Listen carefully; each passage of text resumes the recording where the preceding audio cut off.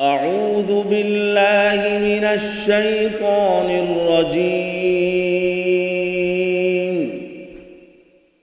بسم الله الرحمن الرحيم.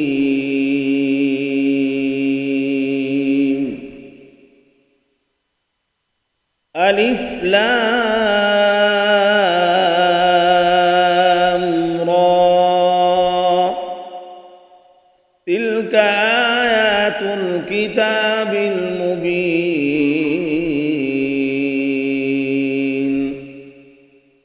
إنا أنزلناه قرآنا عربيا لعلكم تعقلون. نحن نقص عليك أحسن القصص بما أوحينا إليك هذا القرآن وإن كنت من قبله لمن الغافلين.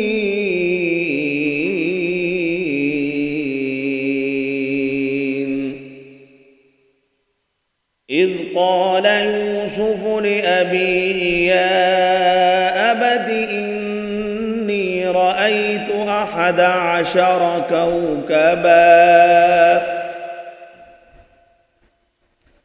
11 كوكبا والشمس والقمر رأيتهم لي ساجدين. قال يا بني لا تقصص رؤياك على إخوتك فيكيدوا لك كيدا، إن الشيطان للإنسان عدو مبين.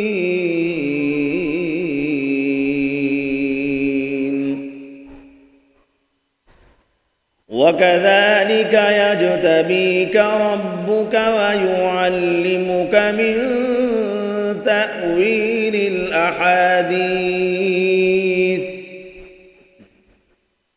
ويتم نعمته عليك وعلى آل يعقوب كما أتمها على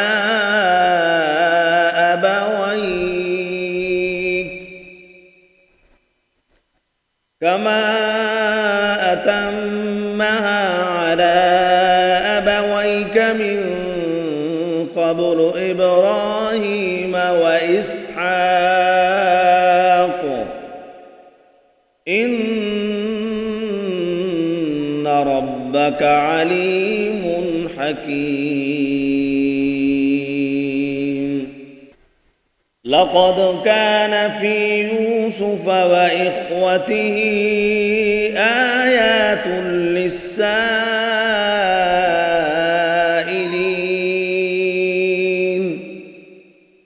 إذ قالوا ليوسف وأخوه أحب إلى أبينا منا ونحن عصبة إن أبانا لفي ضلال مبين.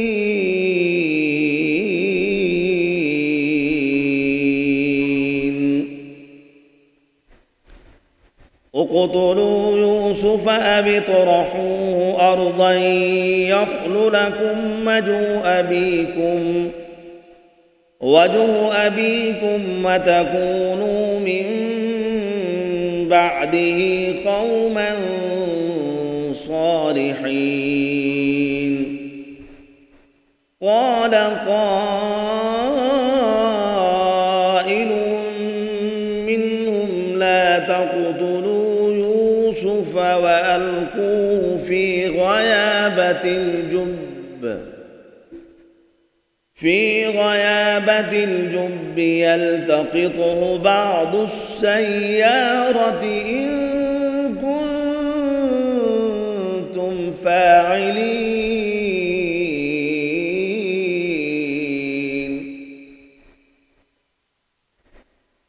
قالوا يا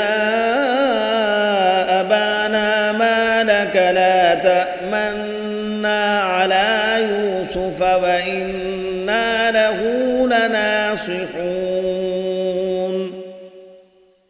أرسله معنا غدا يرتع ويلعب وإنا له لحافظون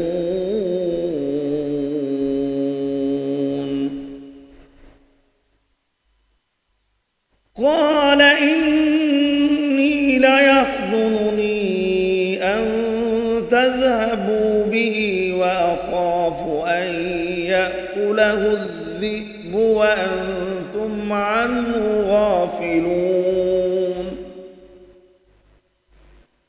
قالوا لئن أكله الذئب ونحن عصبة إنا إذا لخاسرون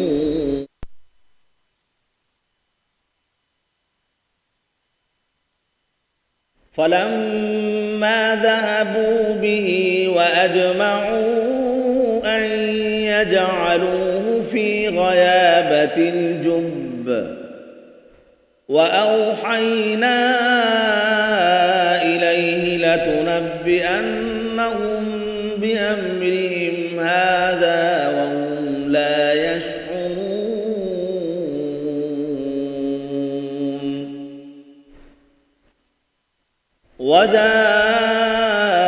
وجاءوا أباهم عشاء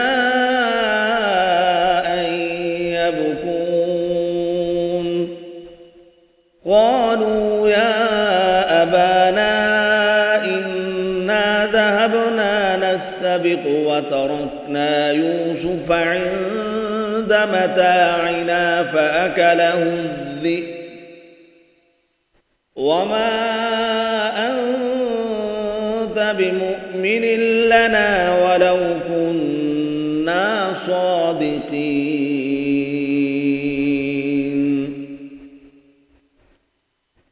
وجاءوا على قميصه بدم كذب قال بل سولت لكم أنفسكم أمرا فصبر جميل والله المستعان على ما تصفون وجاءت سيارة فأرسلوا واردهم فأدلى دلوه قال يا بشرى هذا غلام وأسروا بضاعة والله عليم بما يعملون صدق الله العظيم.